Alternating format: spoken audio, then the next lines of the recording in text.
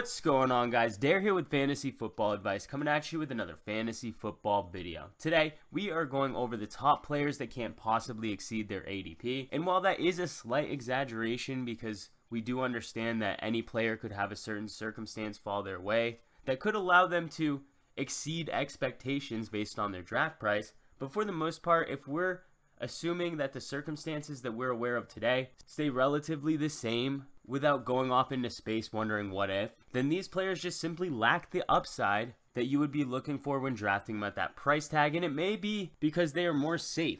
I think that's a commonality between all of these players, but volume isn't necessarily safety, and we'll get into exactly why that is after the stat of the day.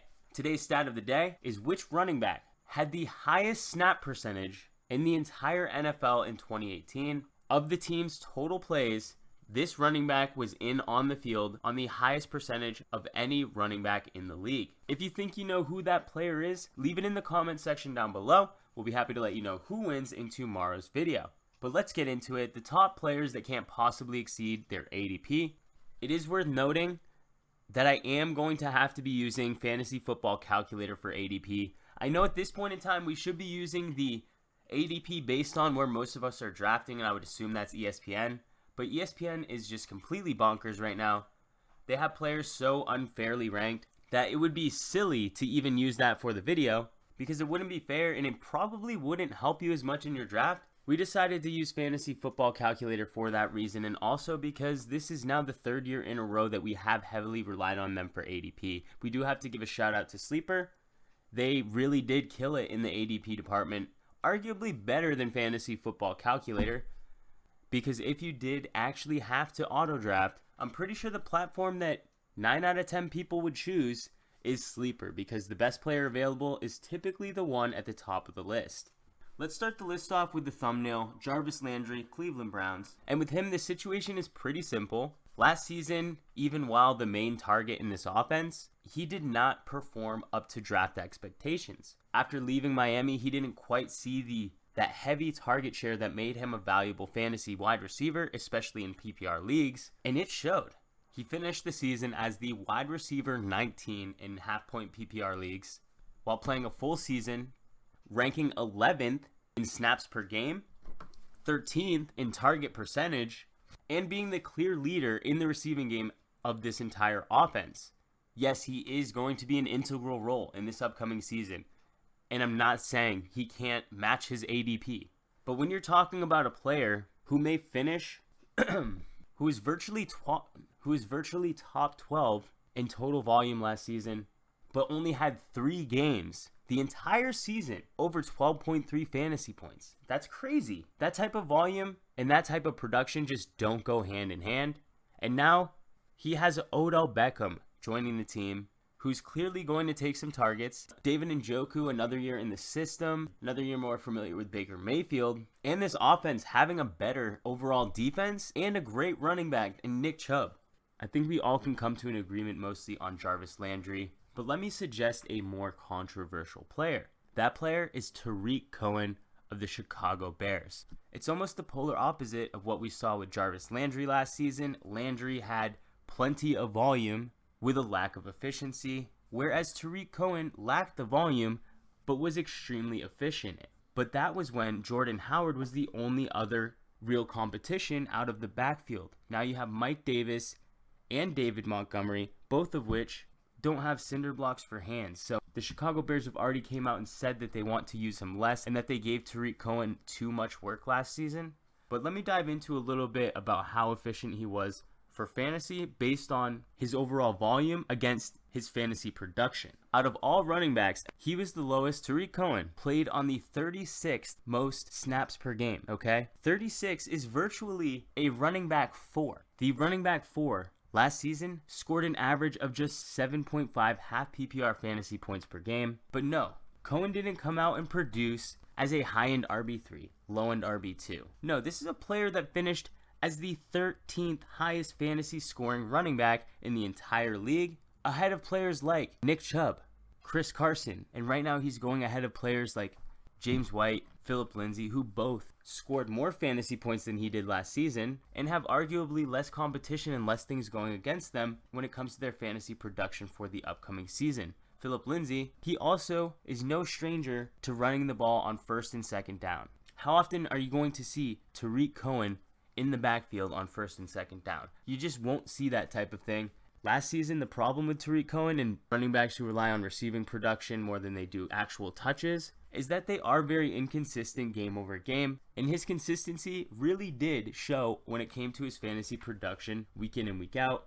While he did have 5 games of 17.5 fantasy points or more, he did have 6 games where he scored in the single digits. His targets, they ranged all the way up to 14 targets, all the way down to just 1 target. The Chicago Bears offense, when it comes to target distribution, snap counts, and overall value when it comes to our fantasy drafts, because again, I say it time and time again, they want to trick you. And if NFL teams can't predict accurately what they're going to do on Sunday, how can we expect us as fantasy players who aren't necessarily insiders? It's a situation that you may want to avoid if possible. Last season, you weren't drafting him to rely on him. This season, you're kind of forced to. All right, but I'm going to hop over to a player, another wide receiver, who I know is going to get a lot of buzz. I don't think anybody's targeting him where he's going, but you're certainly comfortable with drafting him. It's Julian Edelman of the New England Patriots. Now, think of it this way. Edelman last season was drafted in the 7th round.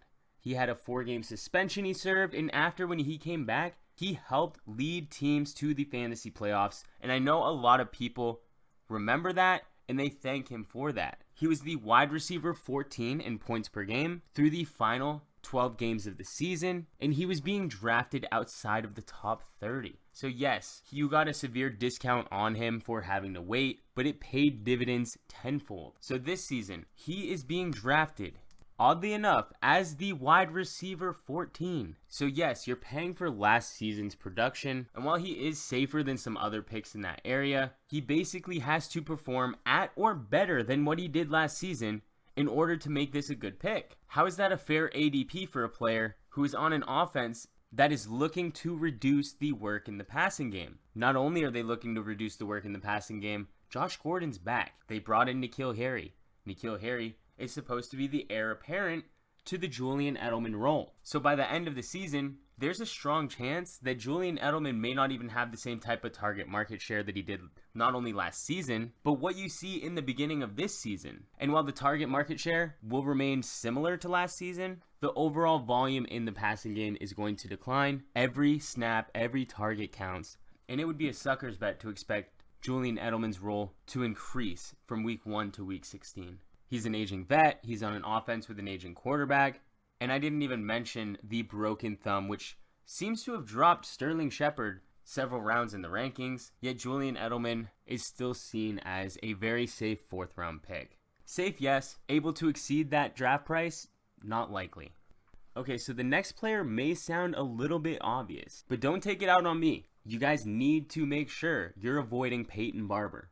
Last season, we did have him as one of the best values in the draft, and when he did, you would have thought we nailed this late round pick. A guy that was being drafted outside the top 30, getting the 9th most touches in the league throughout 16 weeks. The only problem was, he was absolutely pitiful. What do you think the 9th most touches amounted to when it came to fantasy points per game? Would it shock you to hear that he was 38th in the league? Tied with Kenneth Dixon, who only played 6 games and had a total of 67 touches. Multiply that by 3, and you're still not even close to the amount of touches that Peyton Barber got. And you're talking they had the same amount of fantasy points per game. So yeah, while he did meet and exceed his actual ADP last season, it was really disappointing for what he was able to produce on the field. This season, it doesn't look like anything's changed. He didn't take advantage of the massive hole that was in the offense and the massive opportunity that he had. He's now being outshined by rookie running back Dare Obagunwale. And forgive me if I'm mispronouncing that. I'm sure if he does become relative in the league, clearly they want to use him early, I will memorize it by heart and not butcher it. And just understand, he has a real legitimate shot of taking over this offense. I would say a better chance than Peyton Barber at this point, even though Peyton Barber is likely leading this depth chart. This offense is looking for a sign of life, and the large sample size that we saw last season and the lack of production, lack of flashiness, and lack of overall ability to make it happen, yes, they're totally interested in replacing him. And the amount of usage that he's getting right now, that is scary for any owners.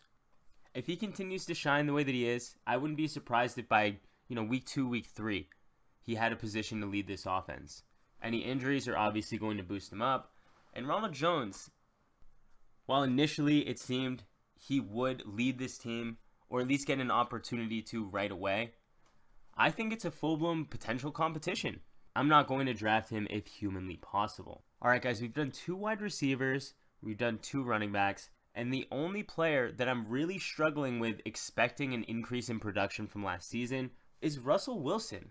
Yes, I know. He's Russell Wilson, a guy who's been a top 7 fantasy quarterback for virtually his entire career. The craziest part, he threw the most amount of touchdowns he's ever thrown as a pro quarterback. Touchdowns, they're important. You throw 35 touchdowns, you're virtually a QB1 no matter what. He has some rushing ability, which you wouldn't notice because the amount of rushing yards he had. So just run through the list with me real quick.